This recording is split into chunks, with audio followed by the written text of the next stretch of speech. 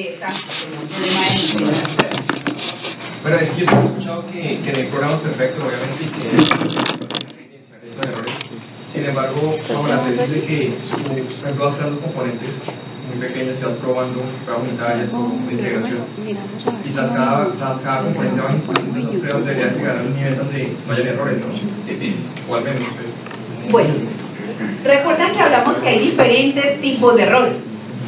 Entonces, hay errores de la codificación del producto, hay errores de la especificación del requerimiento, hay errores de la configuración o parametrización del producto. Entonces, cuando tú estás realizando los componentes, estás en modo codificación, vas realizando cada uno de los componentes de manera individual y vas asegurando cada uno de ellos. Estás trabajando desde el punto de vista de la codificación y tú tienes un referente. ¿Cuál es el referente? La especificación del requerimiento. Pero recuerda, venir errores. Entonces, esos no los logras detectar con las pruebas de componente unitaria, componente, integración. No las alcanzas a detectar. Ellas pueden pasar. Y lo puedes conseguir completamente y resulta que luego debes configurar ese producto para que funcione adecuadamente y la configuración ya son datos. Ahí también puedes inyectar defectos. Entonces, no necesariamente están únicamente en la codificación del producto, los errores. Por eso, las pruebas demuestran, cuando tú haces un set de pruebas, puedes demostrar presencia de defectos. Pero, si tú encontraste, y por eso el dibujo, miren, está en la punta de la iceberg. Ahí hay defectos, pero pueden haber otros cuantos detrás de ellos. Por eso es importante las técnicas de diseño de pruebas. Porque la identificación de un número representativo de defectos está soportado en un buen diseño de pruebas. Y el diseño de pruebas generalmente tiene un soporte matemático o estadístico, ¿sí? Para poder identificar esos defectos. Es exactamente lo mismo que se utiliza en las encuestas versus los censos electorales. Estamos en época de censo, ¿verdad? Estamos en época de censo. Cuando tú haces un censo de población, pasas por todos los habitantes. Entonces, de un censo de población, tú sí puedes sacar valores reales, caracterizaciones reales de esa población. Pero de una muestra, no necesariamente. Haces unas aproximaciones. Entonces, ¿qué pasa si las pruebas muestran la presencia de defectos, pero no la ausencia de ellos?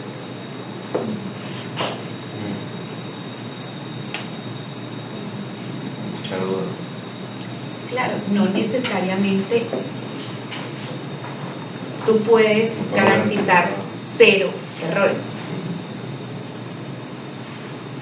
O sea, la garantía de 0 errores en el software no es viable. O sea, tú no puedes garantizar, excepto, ustedes dirán, uy, entonces no me vuelvo a subir un avión, no me vuelvo a aplicar un dispositivo, no me vuelvo a aplicar dosificaciones médicas. Esos tipos de software que comprometen vidas tienen unos modelos de desarrollo de software y de pruebas diferentes. Generalmente tienen especificaciones formales con lógica matemática y pruebas con lógica matemática antes de su desarrollo. O sea, tiene un esquema y sí tiene exhaustividad en las pruebas. Una pregunta, digamos, ¿hasta qué punto se deberían hacer pruebas para servicios externos? Digamos, por ejemplo, una aplicación o sea, web o móvil que necesite una integración con Twilio para mandar mensajes de texto, y esos mensajes de texto pues normalmente notificaciones, digamos, y uno, digamos, confía en Twilio o demás por, digamos, todo el goodwill que tiene, pero al final no prueba exhaustivamente todos los datos o sea, los diferentes datos que puede hacer la integración. Mira, tú has dicho algo clave: integraciones. Ese es uno Los temas de comunicación es uno de los puntos más representativos en las pruebas. Cuando ocurre ese tipo de situaciones, generalmente ese otro componente ya probado, ya certificado de manera individual. El problema no está en que él genere o no los mensajes o las notificaciones. El problema está en que tú le entregues la información adecuada a ese componente para que él funcione. O sea, el problema está en la integración. Y el problema generalmente está en que tú la integración la pruebas solamente con un caso. Volvemos al otro punto. Todos los casos. O por lo menos el número de casos representativos. Entonces tú la pruebas con el caso estándar. Pero resulta que si no la pruebas, por ejemplo, con la notificación con un mensaje de texto cuando es un operador que está en roaming internacional y está es un operador por fuera de Colombia. Esos son efectos menores, ¿cierto? ¿Esos son defectos menores qué? Pues en la lectura se hablaba de los diferentes tipos de efectos que posiblemente pueden, pues, son errores, pero no afectan directamente a la salida de la aplicación. Ok. Depende del tipo de software. Pero, exacto, pero la clasificación de defectos depende justamente de la operación que soporta esa plataforma tecnológica. Entonces, por ejemplo, eso que tú dices, ese puede ser un defecto menor, depende, porque solamente el 1% de los operadores que va a manejar esa plataforma tecnológica son operadores externos y que tienen un roaming internacional. Entonces, si es así, yo lo podría clasificar como un defecto menor, pero por esa característica. ¿Sí me entiendes? Entonces, el problema aquí es la integración. No tienes en cuenta todas las posibles situaciones que se pueden prever entre el envío del mensaje y el componente que realmente lo está enviando. Tú solamente lo pruebas con una opción y no con las diferentes situaciones que se pueden presentar acá en esta plataforma. Ese es el tema. ¿Listo? Entonces, aquí el mensaje es: no podemos prometer 0 errores. ¿Sí? Porque para prometer 0 errores significa que deberíamos hacer las pruebas de absolutamente todas las posibilidades. Listo.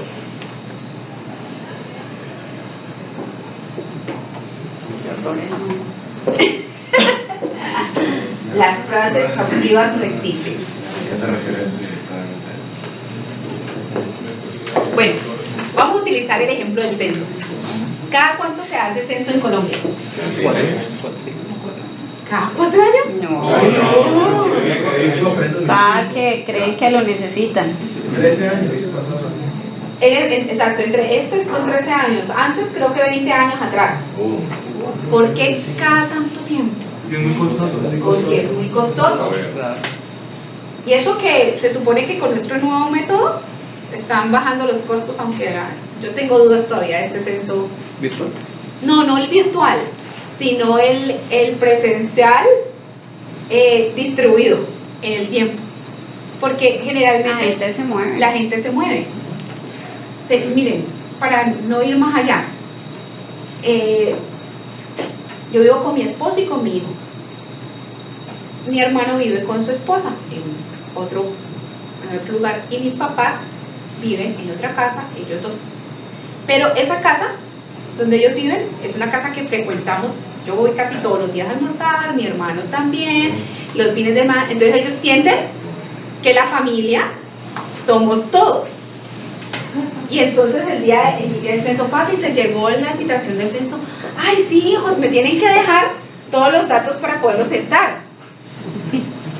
Y yo, papi, vamos a aumentar la población en Colombia. A cada uno nos censan en sus respectivas. Él no concebía que nos iban a censar de manera independiente. Para él, a él lo tenían que censar con toda su familia ahí. Esa, por ejemplo, es una concepción que, bueno. Y también falta pedagogía. También puede ser, pero imagínense el tema de la indigencia, que también lo censan. Hoy estoy en un puente, mañana estoy en otro puente y me pueden contar doble. Pero bueno, en fin. El caso aquí es, el censo es muy costoso. Por eso lo realizan solamente cuando hay una real necesidad. Las pruebas exhaustivas, ¿qué son? Son las pruebas de todas las posibles situaciones o condiciones a las cuales se ve expuesto el software. Entonces es muy costoso, porque la cantidad de combinaciones, imagínense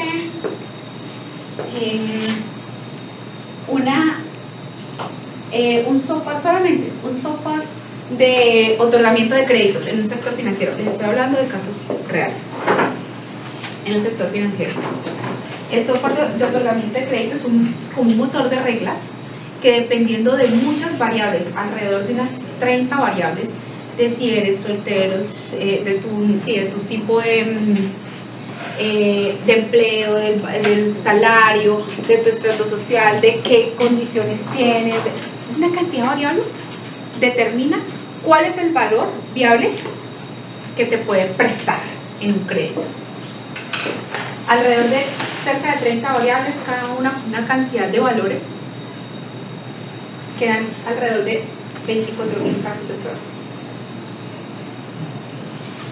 Pero resulta que probar de esa manera exhaustiva cuesta más que desarrollar el software. Y entonces a eso mismo quiero ir. Si en una aplicación se están haciendo pruebas para poder sacar el despliegue, ¿qué pasa con esos casos que no se puede determinar por la posible cantidad de combinaciones que pueden haber? Justamente para eso existen las técnicas de diseño de pruebas. Son soportes matemáticos y estadísticos que te permiten seleccionar muestras de esas situaciones o de esos casos de prueba que son las que son representativas para eso. Es exactamente igual que el tema de encuestas. Ahora que estuvimos en elecciones presidenciales, pues no utilizaban un censo poblacional para saber cuáles eran nuestros gustos políticos. ¿Qué hacían? Encuestas. Pero tienen que garantizar que la población de la encuesta es representativa. ¿Sí? Exactamente lo mismo ocurre en las pruebas de software. Entonces, como eso es lo que ocurre en las pruebas de software, siempre hay un nivel de desviación o un nivel de error que puede existir. Como existe ese nivel de error, es que está el principio anterior que dice que el software, las pruebas muestran la presencia de errores, pero no la ausencia de ellos, porque ese error puede ser, en ese error que hay de encontrar más errores, también puede haber situaciones ahí puntuales. Pero entonces, ¿qué pasa aquí? Pues yo no puedo probar absolutamente todo, porque probar absolutamente todo me cuesta mucho. Y como me cuesta mucho, entonces empiezo a perder oportunidad de salida a mercado de los proyectos de software. Yo siempre les cuento la historia de, ustedes saben la historia del lanzamiento del iPhone. El iPhone, el primerito. Steve Jobs. En ese momento, ¿cuál era la novedad del iPhone? Pues la integración de todas las aplicaciones que tú podías tener. Teléfono, es que eso lo vemos muy normal, pero no, eso no era normal. Hace 10 años nosotros teníamos un teléfono que solamente servía para hacer llamadas Mensajes de texto. y mensajes de texto, no más. Y eso ya era la novedad, ¿no? Yo alcancé a no tener teléfono celular, sino a llamar desde el teléfono público de la universidad a mi mamá a decirle que llegábamos tarde. Entonces, en ese tiempo, el teléfono solamente servía para llamadas y mensajes de texto. ¿Cuál era la novedad del smartphone? Pues tener la agenda, la música, la cámara, todo esto era la novedad. No solamente pasa en la industria colombiana, pasa, y está documentado, pasa en Apple, que llegó el día del lanzamiento. Steve Jobs dijo, el lanzamiento es tal día, y ese día era porque ya desde el punto de vista comercial estaba todo previsto. ¿Y qué pasó? El iPhone no estaba listo con todas las aplicaciones integradas. Eran como 7 aplicaciones que estaban lanzando, y resulta que el lanzamiento se hizo con 7 iPhones. En uno estaba el servicio de teléfono, en otro estaba el del correo electrónico, en serio, búscalo. En otro estaba el del calendario. Obviamente, mientras que él estaba en el lanzamiento, su equipo de desarrollo estaba realizando las integraciones, ¿no? O la Porque es gente que- no supo que eran 7 No. iPhones distintos. No, nunca supo porque él supo manejar el O sea, la auditorio. demostración. Claro, él supo manejar el auditorio, así como estoy aquí hablando, y entonces podemos realizar las llamadas, ¿sí? Y parte del discurso, y luego podemos realizar la agenda. Así está, busca lo que está. ¿Por qué? Porque es que las compañías no pueden arriesgar su salida a mercado. Si no lo hacía ese día, seguro que Android, que Samsung le salía una semana después adelante. ¿Y eso fue cuál iPhone? El primero. El primero. Entonces, imagínense, estaban integrando en ese momento. Imagínense ustedes haciendo unas pruebas exhaustivas. ¿Cuándo iban a salir? No. Entonces, las pruebas exhaustivas no existen. No existen, y eso genera mayor responsabilidad nuestra como ingenieros a que realmente los diseños de pruebas que hagamos sean buenos diseños para que capturen la mayor cantidad de efectos. ¿Sí? Porque si no, puede pasar lo que tú dices. Apruebo la integración entre este solamente con un caso y asumí que quedó bien, y resulta que puede haber efectos adicionales. Listo. Otro de los principios. Tercer principio. Hay que madrugarle a las pruebas. Tienen que madrugarle a las pruebas porque entre más, lo que les dije en el modelo de propagación de errores, entre una etapa posterior yo esté para poder identificar cuáles son los errores, más me cuesta la corrección de los mismos. Entonces, madruguenle las pruebas, haga pruebas desde los requerimientos. Las pruebas se pueden hacer como son productos de software en diferentes instancias. Tú le puedes hacer pruebas a los requerimientos. Tú puedes validar el requerimiento versus la necesidad del cliente. Valídala, no asume que está correcto. Y ahí sí que hay un tema de mucho trabajo y de mucha conciencia. El usuario final tiene una necesidad, pero es responsabilidad de nosotros como ingenieros interpretar esa necesidad, analizarla a la luz de un sistema y llevarlo a un nivel de abstracción. Uno también podría hacerle pruebas hasta las necesidades del usuario. Pruebas a la más que la necesidad del usuario, porque esa prueba de necesidad del usuario suena ya como arquitectura empresarial, como a ver si la necesidad del usuario realmente es viable para la compañía. Digamos que ese es un esquema de arquitectura empresarial. Acá lo que yo estoy hablando es esa necesidad ya convertida en un requerimiento. Al requerimiento es que le puedo hacer la prueba Ya. para mirar si realmente es coherente con la necesidad. Sí, porque pues estaba pensando también en un nivel como más macro, de pronto que el usuario, como hay veces que no sabe qué es lo que quiere directamente, poder cuestionarlo es como tratar como de hacerles pruebas Si es para tratar de responsabilidad. sacar mucho más información. Sí es responsabilidad, y eso hace parte de la etapa de licitación de requerimiento, levantamiento de requerimientos. Sí, hay que cuestionarlo. Miren, en algún momento conocí un usuario final, era un director de operaciones de una compañía, y se estaba quejando de que el software que le habían desarrollado no era justamente lo que él necesitaba. Y entonces estaban en una discusión, yo estaba ahí de tercera, estaban en una discusión con el equipo de desarrollo, y el equipo de desarrollo le decía, pero es que eso es lo que usted me pidió. Y él le decía, Casi era una machetazo. entonces él le decía, pero usted construyó exactamente lo que yo le pedí y usted no cuestionó. Ah, Entonces miren, ¿saben qué le decía ese usuario final? Le decía, miren, yo no sé cómo se desarrolla software, pero yo solo sé que le voy a poner un ejemplo. Si yo voy donde un sastre a que me construya, a que me haga un vestido, un traje, y yo le digo, mire, yo lo quiero de manga aquí y de un solo botón y del tiro acá, Usted es el que sabe hacer trajes. Usted es el que me tiene que decir, no, mire, soy un solo botón, no le queda bien. Y si yo no me dejo tomar la medida sentado, sino parado, usted es el que me tiene, usted es el experto en hacer trajes y sabe que si no me toma la medida sentado, entonces el tiro del traje no me queda bien. Pero, ¿cómo va a ser lo que exactamente yo le estoy diciendo si yo no sé hacer trajes? Yo no sé construir software. Y era completamente válida su argumento.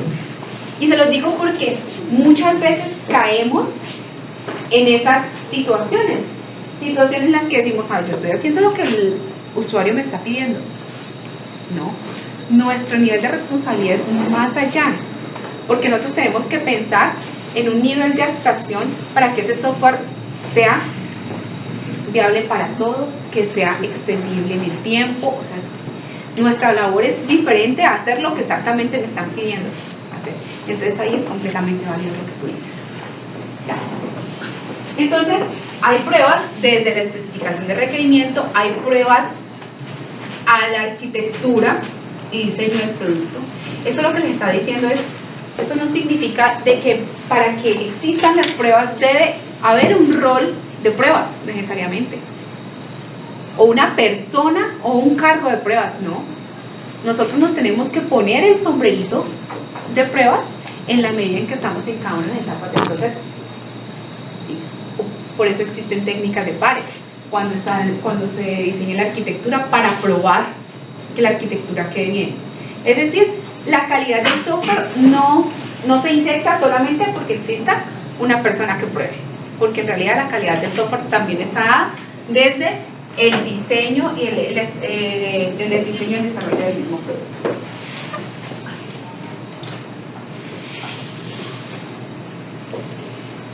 Otro de los principios, agrupación de defectos. Los defectos, el ISTQB dice, los defectos son como bichos que andan en pandillas, como la naturaleza humana. Ustedes ven, la naturaleza en general, ustedes ven una hormiga, síganla y encuentran el hormiguero. ¿Sí? Así son los defectos. Y este es un principio clave para poder moldear las estrategias y los diseños de pruebas. Por ahí dicen, yo no tengo que tomarme toda la sopa para saber que está salada. Solamente con una cucharada yo ya sé cómo está. Entonces existen, por ejemplo, unas técnicas, unos tipos de pruebas que son pruebas de alto nivel, pruebas SMOC. ¿Y qué tienen como objetivo esas pruebas? ¿Cuál es el objetivo de esas pruebas? Identificar a alto nivel cuáles son los puntos que pueden estar más afectados por defectos en el software. Y esos puntos son los que luego tomo y le aplico un nivel más detallado de pruebas para encontrar los defectos.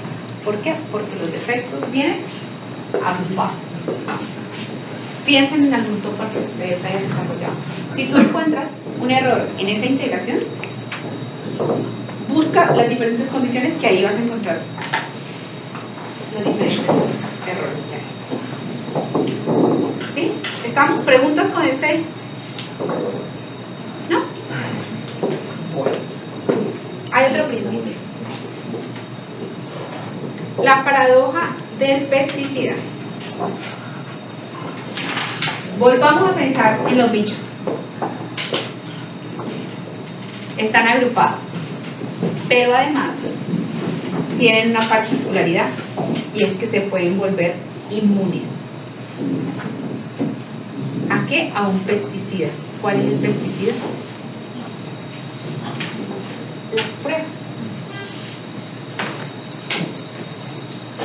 Igual como cuando tú tomas medicamentos no bien dosificados, que resulta que el virus se fortalece y se vuelve más o menos así. ¿Cómo? Dices tú. Pues resulta que si tú ejecutas siempre las mismas pruebas, entonces tú logras erradicar ese tipo de defectos, pero los otros se van fortaleciendo. Entonces tú tienes que cambiar el pesticida constantemente, porque si no los defectos se vuelven inmunes a ellos. Entonces tú tienes que estar cambiando y monitoreando los casos de pruebas que ejecutas, y eso es súper clave para los temas de automatización.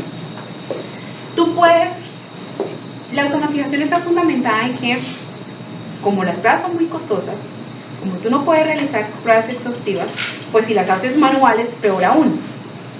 Te va a costar mucho más y el tiempo de ejecución de esas pruebas va a ser muy largo, y entonces, como es muy largo, la salida al mercado de los productos crece, se extiende. Entonces, ¿qué pasa?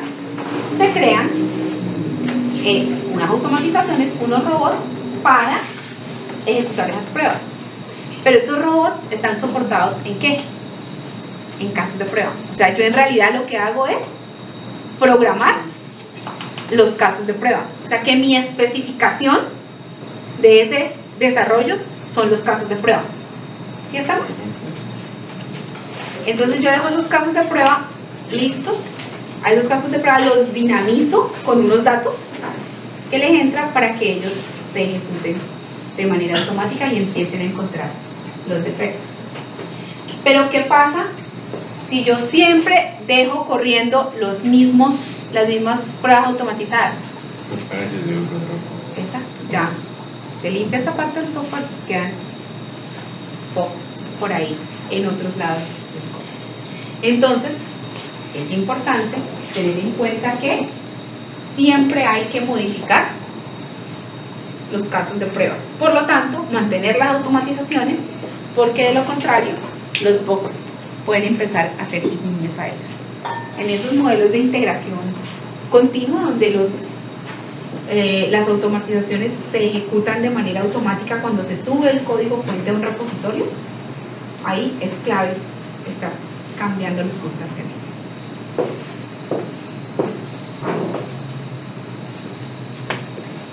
Las pruebas dependen del contexto. Hay muchos tipos de pruebas y hay muchos niveles de pruebas, pero no todas aplican para todos los casos. Hay diferentes tipos de proyectos que yo me puedo encontrar, proyectos de software que yo me puedo encontrar en la industria.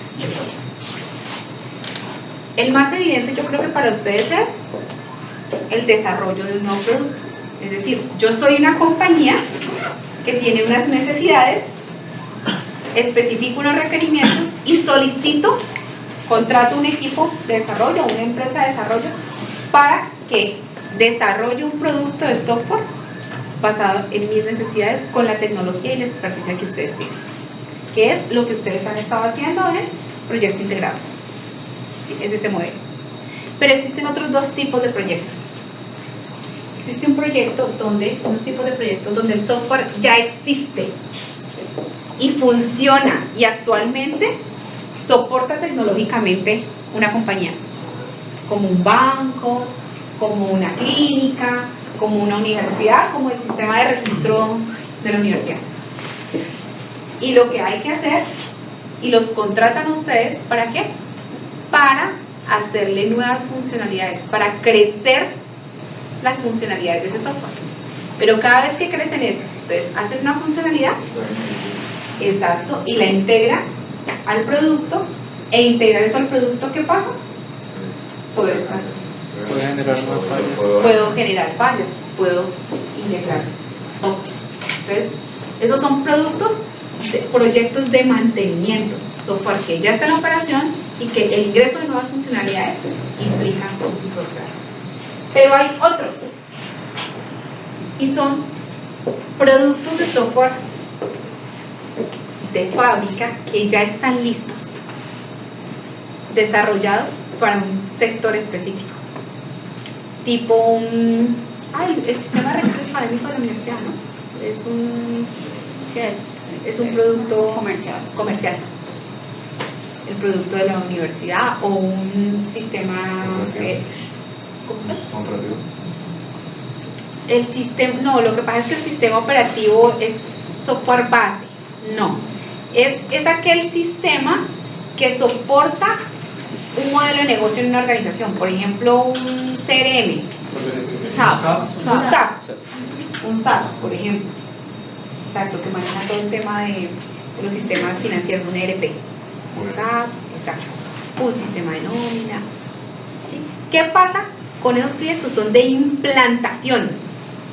Entonces ustedes dirán, no, pero yo a un SAP no le voy a hacer pruebas. Yo a una nómina o al sistema de la universidad no le voy a hacer pruebas. Tú no le haces pruebas a la codificación del producto, pero sí a la implantación de ese producto. ¿Por qué? Porque cuando ese producto llega aquí, no está solo. Él tiene que llegar a integrarse con los diferentes sistemas de la universidad. Entonces tienes que probar que esas integraciones o comunicaciones funcionen. Esos sistemas generalmente tienen un nivel de abstracción alto, es decir, ellos, las reglas de negocio, las reglas de operación del software se modelan por configuraciones. Por ejemplo, el flujo de la matrícula de un estudiante se configura en la universidad. El flujo de una orden de compra en un SAP se configura. Entonces hay que hacerle pruebas a esas configuraciones. Pero no entiendo por qué dices que no se le pueden hacer pruebas antes. Porque tú estás comprando el producto, ya estás desde la instancia de compra, no desde la instancia de casa de desarrollo. Cuando tú estás dentro de SAP desarrollando los módulos de SAP, sí le haces pruebas a cada uno de los componentes.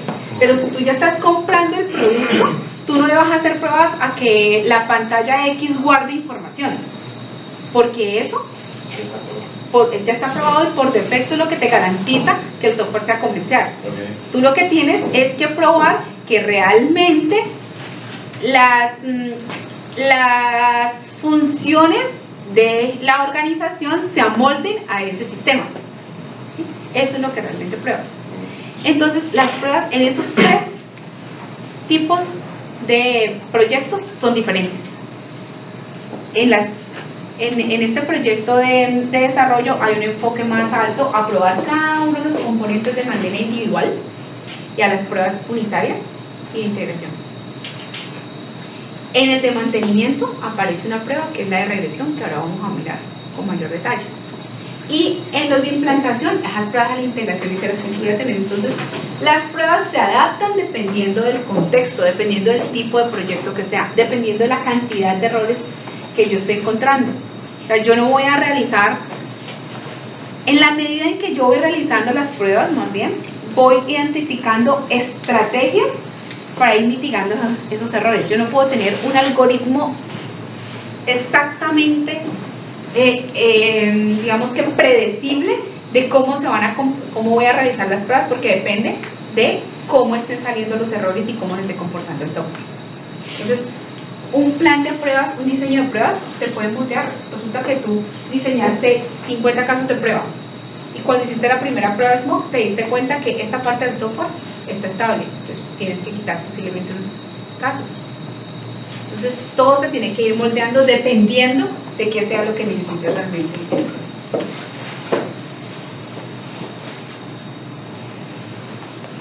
Bueno, y el último.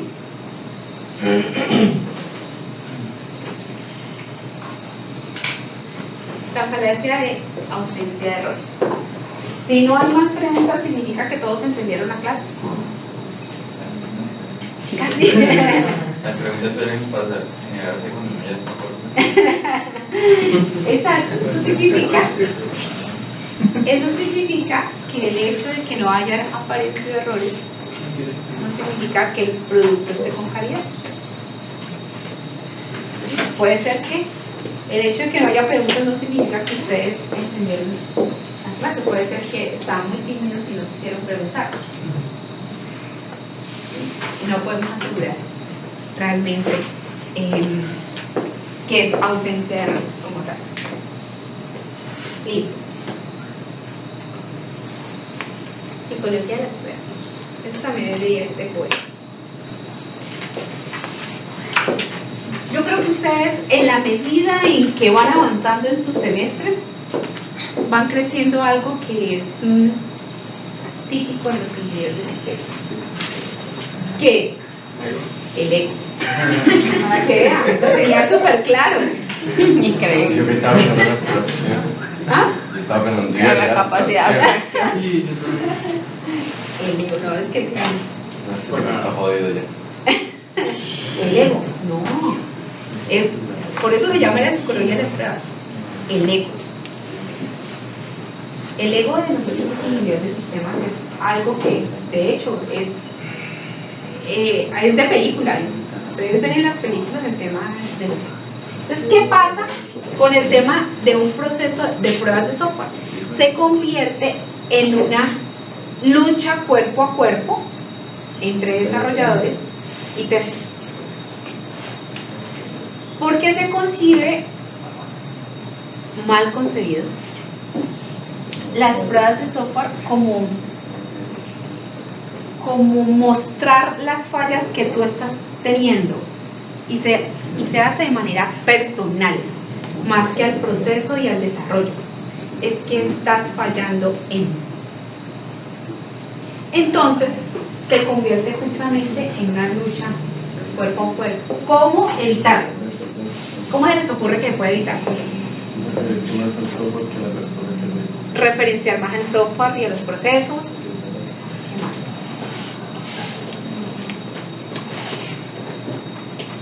Miren, utilizar estos principios y estos estándares es clave.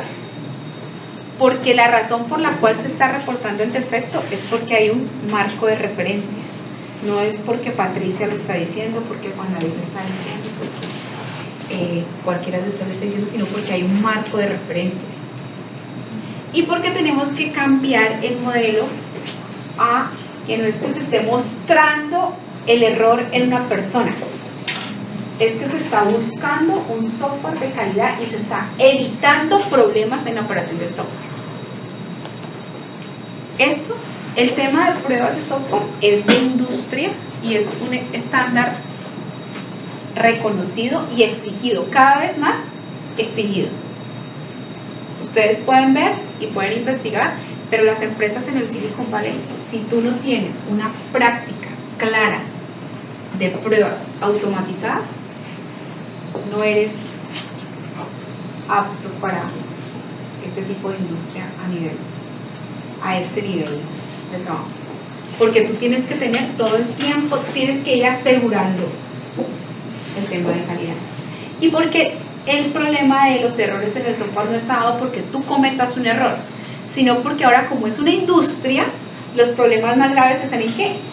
En la comunicación, en las integraciones. Tú estás realizando una parte del software, tú estás realizando otra parte del software, y el problema es que cuando la integramos puede aparecer un defecto. De hecho, ahora los desarrollos se hacen distribuidos a nivel mundial. Les voy a contar un error real. 2 desarrolladores desarrollando en 2 sitios diferentes del planeta. Uno en Latinoamérica, el otro en Asia. Una funcionalidad sencilla que calculaba la velocidad. ¿Sí? Una función que calculaba la velocidad. Resulta que tú estabas tomando como unidad de medida los metros y tú tomabas como unidad de medida Las millas. exacto, millas o yardas, otra unidad de medida. Ya. Cuando se integran esos dos, error. Y no es, ¿y cuál es? Tú dirías, es que tú estás programando mal o tú estás programando mal. ¿No es un problema?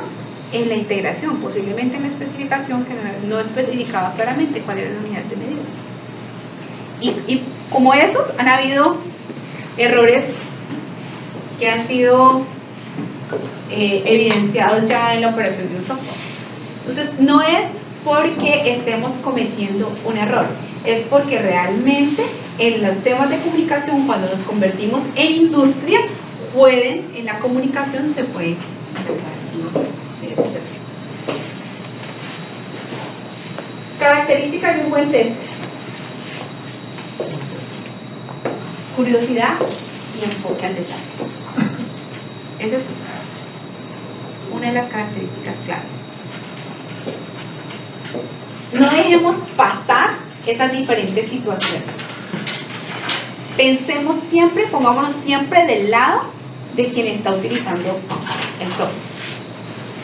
Piensa siempre en cómo se puede aplicar el software, en todas las posibilidades, hasta el punto en que si tú estás haciendo muy buen análisis del diseño de las pruebas que vas a realizar, puedes encontrar los defectos en la especificación de los requerimientos. Entonces, no dejar pasar siempre esos pequeños detalles, el del signo. Un tester finalmente es un interlocutor entre el usuario final y quien está codificando el producto, ¿sí? Y al usuario final, cuando tiene un problema, él no acepta como justificación, es que la librería tal y el sistema operativo tal no eran compatibles. Es que el registro tal no se podía almacenar en tal tabla. No, para el usuario final es una falla en el software y no más. Entonces hay que tener ese enfoque.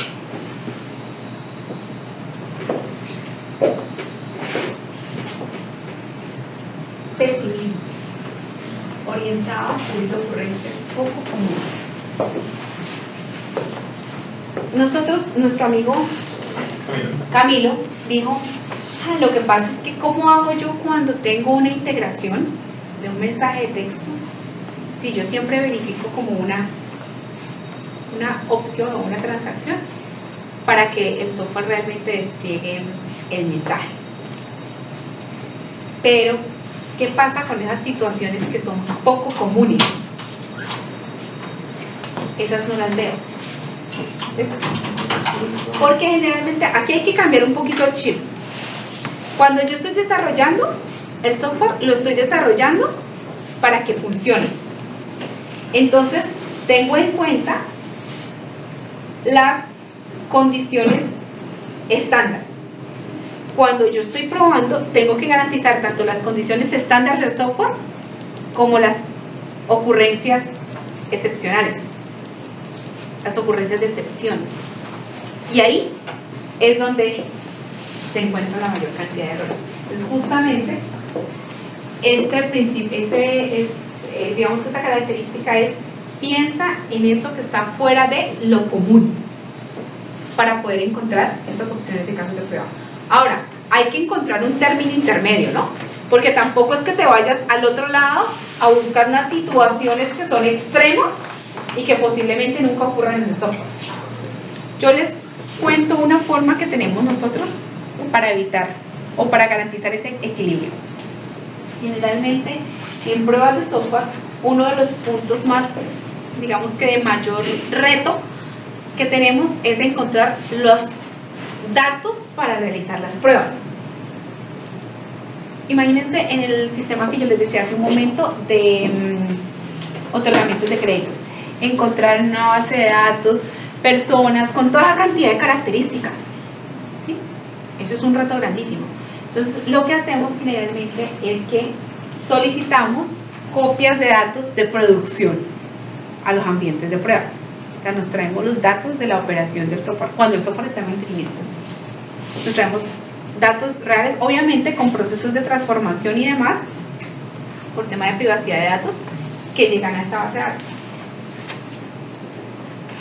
Lo que se hace generalmente en un proceso de pruebas es que uno, lo primero que hace es identificar cuáles son los casos de prueba, con todas las condiciones que va a probar. Y luego empieza a ejecutarlas con esos datos que trajo de allá, de los ambientes productivos a los de prueba. Pues algunas veces se quedan unos cuantos casos de prueba sin ejecutar porque no hay datos. Entonces la primera pregunta es, ¿de dónde está trayendo los datos para probar? Los traje de producción. ¿Hace cuánto los trajiste? O esa base de datos que está de producción está representando qué periodo. No, 2 meses y representa 2 meses de operación y la pasamos hace 15 días. Si en 2 meses esos casos de prueba no se han visto representados por los datos de la operación, significa que son situaciones muy poco probables que se den en la operación. Muy poco probables. Entonces, ¿puedo asumir el riesgo conociéndolo? de no realizar esas pruebas y saber que tengo ese gap ahí sin verificar y que cuando se presenten lo tengo que monitorear. ¿Sí? Entonces, eso para que tengan en cuenta respecto.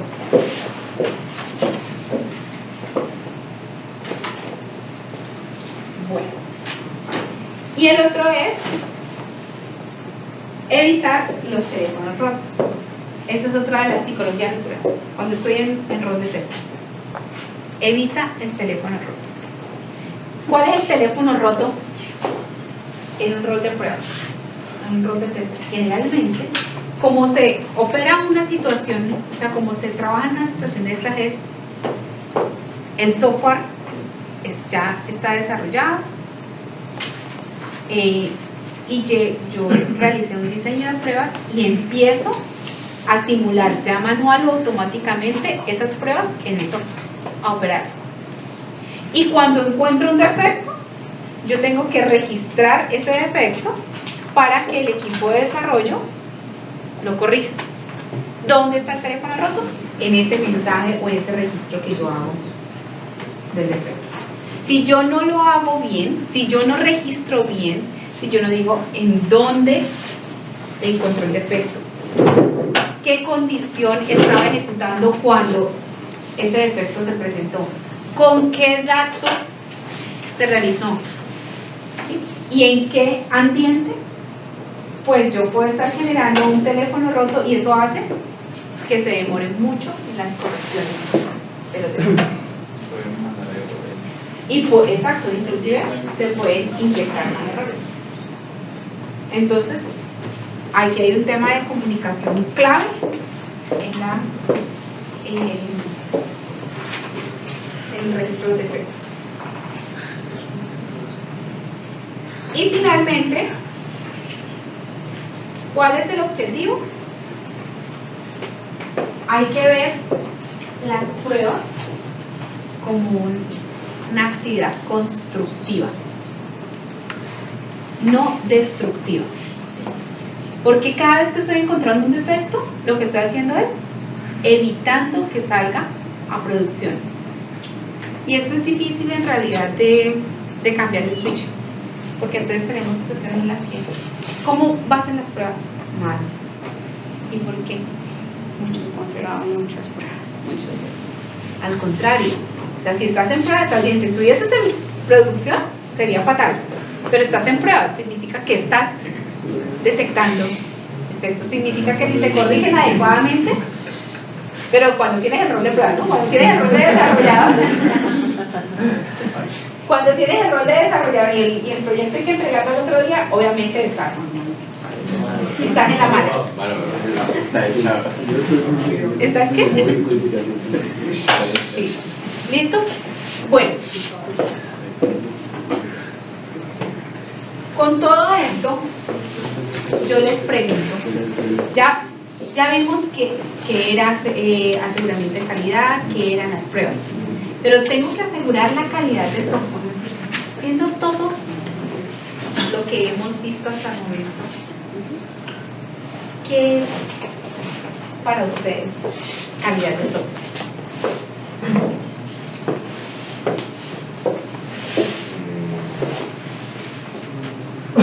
Satisfacción del cliente. Satisfacción del cliente, ok. ¿Qué es un software de calidad? ¿Es el software que satisface al cliente? Si yo les digo... Que asegura la que cumple los eficacia. ¿Que cumple los requerimientos? ¿Qué requerimientos?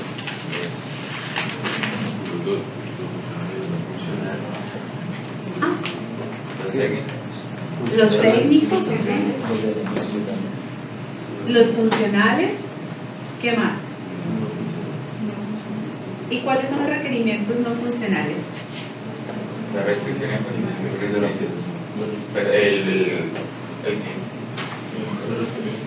Restricciones.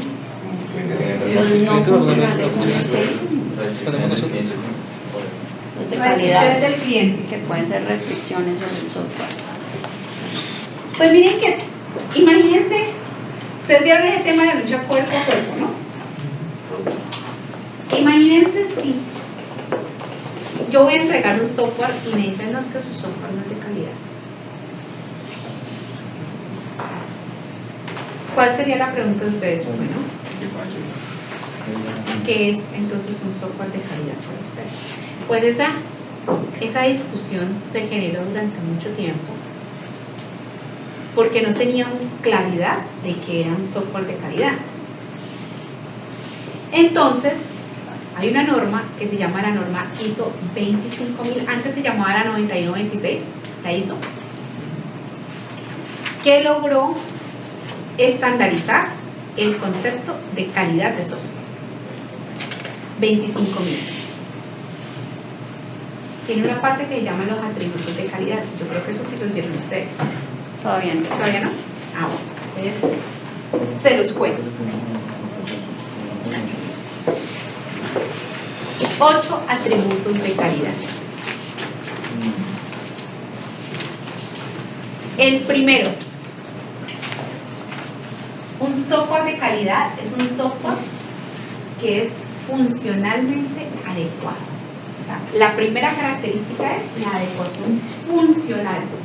Y muchas veces pensamos que esa es la única característica que debemos tener en cuenta en los software. Entonces, cuando ustedes dijeron, que cumple los requerimientos funcionales, justamente esa característica es la de los requerimientos funcionales. Un software adecuado funcionalmente es un software que está completo respecto a las funcionalidades que debe cumplir.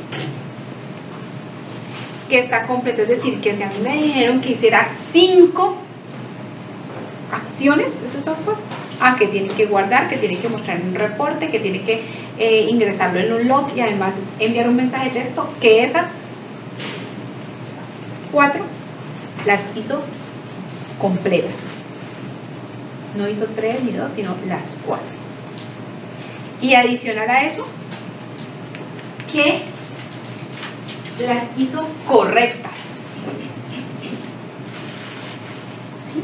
Cada una de ellas correctas, es decir, que si eran cálculos, etcétera, los hizo bien y son precisas.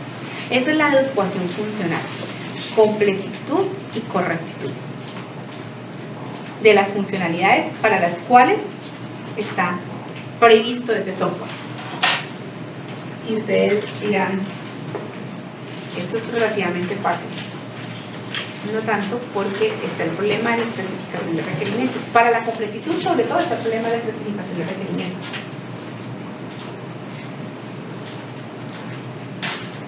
Aquí tenemos un acuerdo de confidencialidad, ¿cierto? De las historias que yo les cuento. Imagínense un software de una aerolínea que ya está completamente diseñado, está en construcción y se nos olvidó una cosa.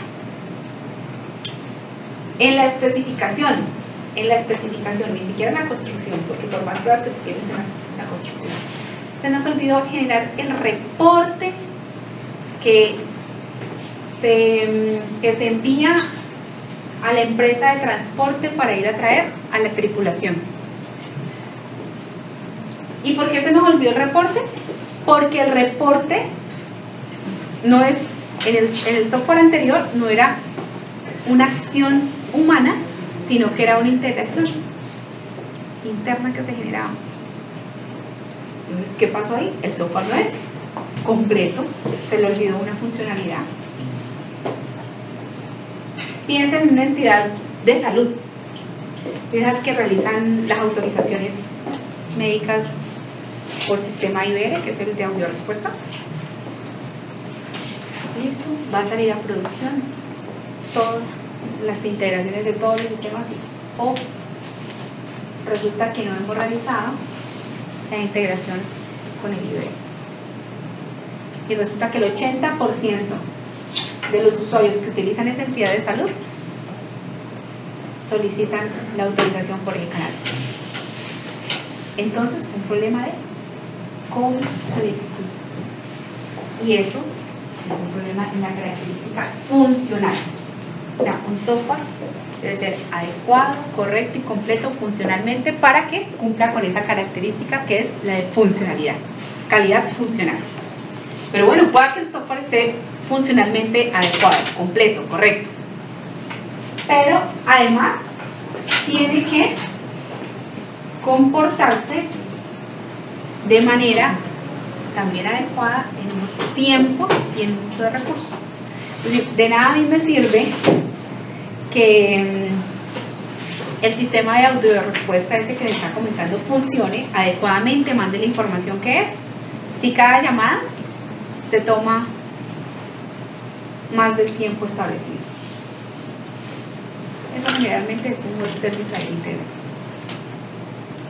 Si se toma más tiempo o se consume más recurso de hardware, memoria, disco, procesador.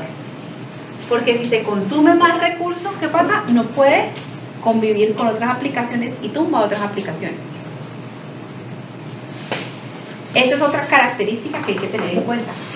No solamente que funcione adecuadamente, sino que los tiempos de respuesta sean rápidos, y hay que definir ese rápido qué es, o sea, cuál es el criterio, y además que sean rápidos es que el uso de los recursos de servidores y demás, porque no todo se soluciona con máquina. Mucho cuidado, que esa es otra de las situaciones que vivimos, ¿no? Así como está la lucha cuerpo a cuerpo de los testers con los desarrolladores, está la lucha cuerpo a cuerpo de los desarrolladores con infraestructura.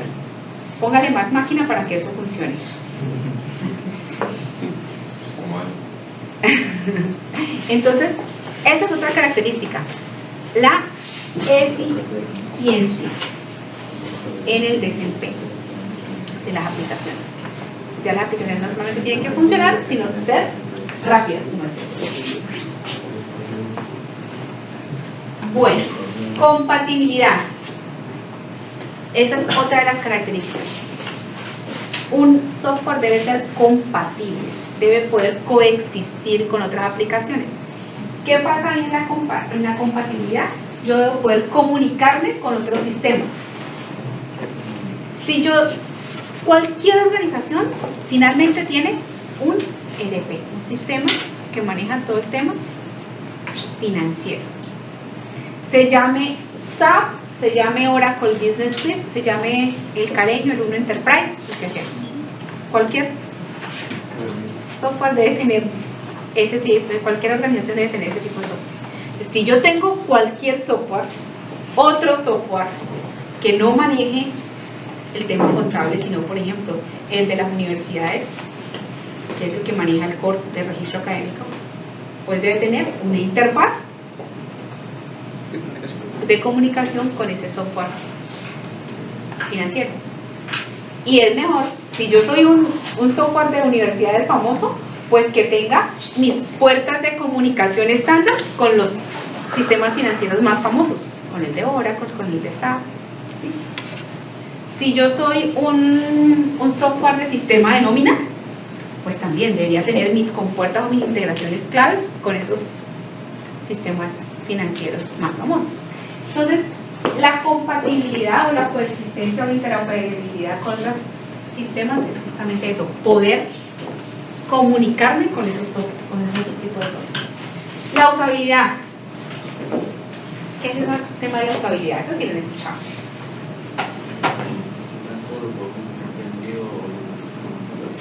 Es más como para el usuario, que sea fácil para el usuario. Exacto, experiencia de usuario. De nada me sirve un software que funcione, que sea eficiente, que se integre adecuadamente, si no es amigable para el usuario. El éxito de un software no es implantarlo, no es que me lo paguen, sino que lo usen realmente, que sea usado. Ese es el éxito de un software.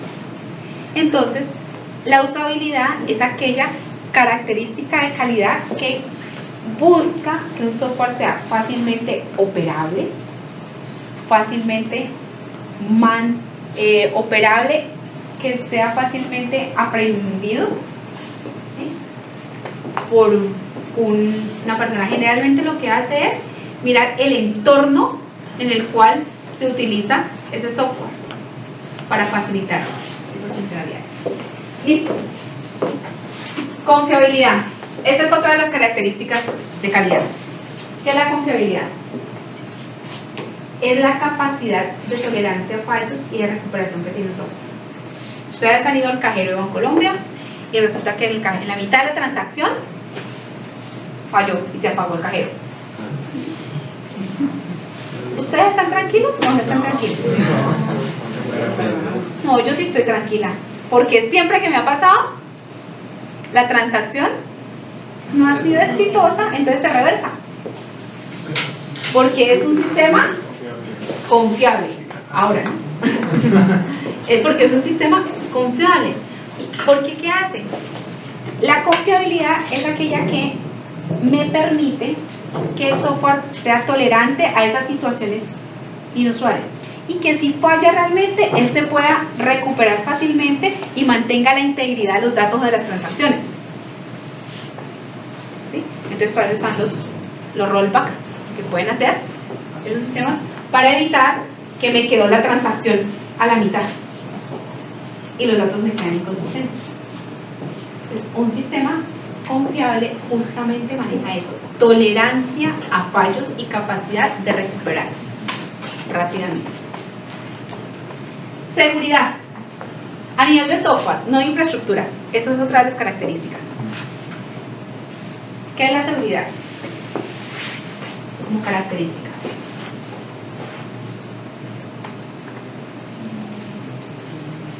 Es la capacidad que tiene el software para evitar ser vulnerado. ¿Sí?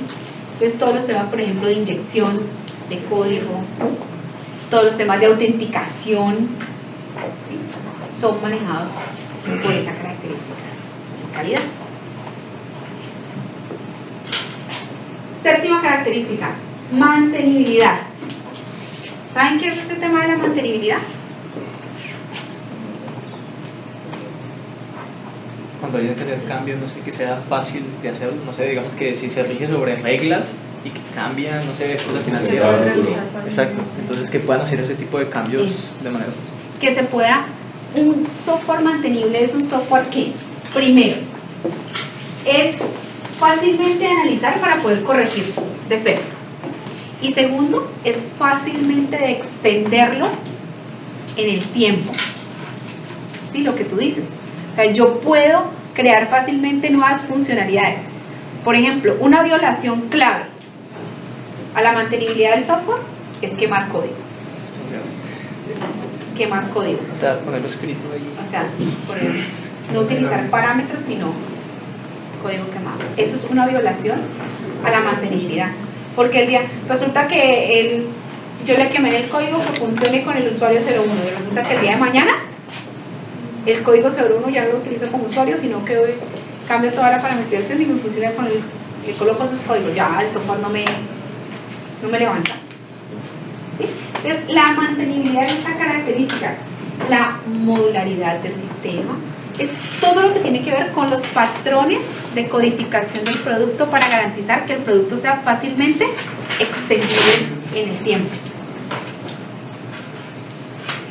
Para la mantenibilidad es que justamente se utilizan las técnicas de prueba, los tipos de pruebas de inspección de código para garantizar que la codificación del producto es acorde con el diseño del mismo. Y la última, la portabilidad. Es así. ¿Qué es la portabilidad en un software? Que se adapta a cualquier ambiente. Llámese sistema operativo, llámese motor de base de datos, llámese dispositivo. Entonces, en que el software pueda hacer, si es una aplicación móvil, imagínense una aplicación móvil, ¿saben cuántas combinaciones entre dispositivos y sistemas operativos existen? Cerca de 3.500, 4.000 combinaciones. Entonces, imagínate cuántas posibles combinaciones hay. Entonces, la portabilidad es otra de las características de calidad. Portabilidad es a nivel de dispositivos, a nivel de navegadores. Exacto, por ejemplo, este response. Aunque sí, ¿cuántas veces les ha pasado que van a hacer una transacción con un navegador y tienen que buscar otro porque con ese navegador Hay no unos que funciona. se casan con Explorer. Ese es un tema de portabilidad. Ah, no, hazlo con Chrome porque si no, no te funciona. ¿Sí? ¿Cuántas veces me ha pasado? Yo que soy más, tengo ahí mi Chrome para que cuando las transacciones bancarias y todo eso, por ahí es que las realizo porque si no.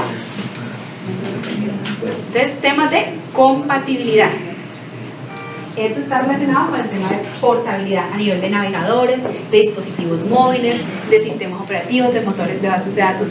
Pero existe un concepto en calidad, y de hecho creo que es en arquitectura, que se llama el no free lunch. O sea, no hay un almuerzo gratis. Nada es gratis. Nada es gratis. Y es que aquí no se pueden muchas veces mantener todas las características de calidad simultáneamente.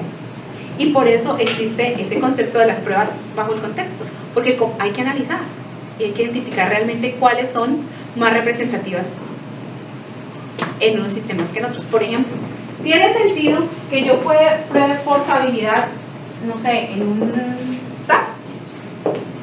Posiblemente no, porque ya viene fijo con un tipo de tecnología. En otras ocasiones, la eficiencia versus la portabilidad. Sabemos que una de las formas de ser eficiente es llevarte la lógica de negocio a nivel de base de datos, como procedimientos almacenados. Y eso te puede casar con un motor de base de datos.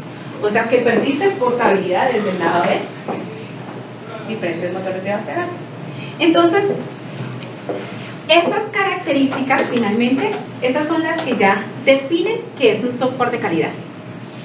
Entonces, un software de calidad es un software funcional, eficiente, compatible, usable, confiable, seguro, mantenible y portable. Y para cada una de esas características empiezan a aparecer tipos de pruebas. Entonces, aquí para la funcionalidad están las pruebas funcionales. Para la eficiencia están todas las pruebas de desempeño: carga, volumen, rendimiento, estrés, que las van a ver en una clase como hoy. A ese nivel están las pruebas de integración entre diferentes sistemas o entre componentes del sistema. Las pruebas de usabilidad, que tienen referentes de industria. Aquí, entre estos dos, aparecen las pruebas de seguridad. ¿Sí? Todo el hackeo ético. Aquí aparecen las inspecciones de código, con herramientas como SonarQube, como Key1, para garantizar que los estándares de código se cumplan. Y aquí en portabilidad existen todas las pruebas de compatibilidad, que estas sí o son automatizadas, porque no se imaginan ustedes haciendo pruebas manuales en cerca de 3.500 dispositivos. Es pruebas de compatibilidad en diferentes navegadores y demás. Esto es para que vean la gama completa que hay de diferentes tipos y niveles de pruebas que pueden realizar y que se pueden ajustar dependiendo del software que estén utilizando en un momento determinado. ¿Preguntas? Sí, aquí. Por ejemplo, si estoy viendo la página que ustedes tienen, que había algo sobre la adaptación de la facturación electrónica para el 1 de enero de 2019. ¿Me podrías compartir un poco acerca de eso? No me quedó muy claro si ustedes estaban trabajando para poder brindar esa digamos, resolución de poder implementar eso en las empresas, o si ustedes soportaban las pruebas para alguien que desarrollara eso. Así es, la segunda. Nosotros no somos empresa de desarrollo, somos empresa de calidad de software. O sea que realmente lo que hacemos es asegurar la calidad de los diferentes productos. Es lo que tú dices. Ahora, muchas empresas están trabajando en el modelo de facturación electrónica. El modelo de facturación electrónica tiene como dos grandes actores. La empresa, las empresas que tienen sus sistemas financieros, administrativos y financieros, que son los sistemas que generan las facturas, y esas facturas ya tienen que salir con un estándar técnico definido para que sean entregados a un segundo actor. El segundo actor es un operador de facturación electrónica. Ese operador de facturación electrónica lo que hace es que toma esas facturas y las procesa, las deja en una plataforma, pero al mismo tiempo se las envía como notificaciones a la DIAN, para que la DIAN sepa, mire, este señor con este otro señor tienen una relación comercial, esta empresa 1 le está entregando a esta empresa 2 una factura, se la está dejando disponible en una plataforma, tiene que pagar tanto de IVA por esa factura. Cuando este señor le pague la factura, tiene que ingresar al portal, darle pago, y por lo tanto la DIAN ya se dio cuenta que la transacción del IVA tiene que ser efectiva, y por el lado acá también la información del otro cliente. Entonces, toda esta plataforma tecnológica puede ser asegurada por nosotros en diferentes tecnologías y diferentes operadores, porque definitivamente todas en este momento, y esa es la razón por la cual somos vigentes en la industria, porque los sistemas están en constante cambio por reglamentación de ley, por temas de mercado comerciales. Entonces todos estos sistemas administrativos y financieros que tienen que hacer, modificar la forma como están generando sus facturas para podérselas pasar a ese tercero. Entonces todo ese proceso de aseguramiento de calidad lo hacemos nosotros. ¿Sí? ¿De qué acá? Listo. Y son sistemas y son modelos de aseguramiento de calidad similares. Son varias empresas, entonces nosotros ya tenemos una estrategia y unos diseños estándar para poder realizar ese tipo de pruebas. Listo. ¿Qué otra pregunta tienes? ¿Cuánto lleva la empresa ya funcionando? 16 años. 16 años, nacimos inicialmente para asegurar la calidad de empresas de desarrollo de software. Entonces hacíamos pruebas para los desarrolladores, pero luego ya éramos contratados por compañías que recibían software, como los bancos, como empresas del sector de salud, ¿sí? Todas las empresas que reciben software. Ahí cuando mencionaste el ejemplo de el manejo de esa facturación electrónica, en el tema de auditorías, digamos, la DIAN podría, digamos, en algún momento meterse en el proceso de aseguramiento de calidad, digamos, de un software que al final le entregue todos los datos para saber que sí se entregan todos los datos, digamos, de la facturación electrónica de cada empresa. Digamos que eso ya es algo crítico para el cliente del país. Sí, puede ser. No está en Colombia, pero eso lo hace el SAT de México. Se llama un proceso de timbrado. Y lo que hace esa entidad es que entrega todos los referentes, como todos los estándares con los cuales debe quedar ese proceso de calidad, ese componente asegurado. Y empieza a seleccionar posibles proveedores que aseguren ese componente para decirle a todas las organizaciones, mire, si usted tiene el timbrado por esta compañía, entonces es un timbrado avalado por el SAT. Existe en México, en Colombia todavía no, pero me imagino que vamos a llegar a ese a nivel de tecnología. Entonces, por ejemplo, un operador como Carvajal Tecnología y Servicios tiene el servicio asegurado por el ente regulador. Listo. ¿Qué otra pregunta tienen? ¿Ninguna? Bueno, muchachos, muchas gracias. Gracias a ti, Pati. ¿Esta es la presentación de las otras veces o me la puedes compartir? Sí, yo te la comparto. Sí, Sí. yo ahora se las pongo en Moodle.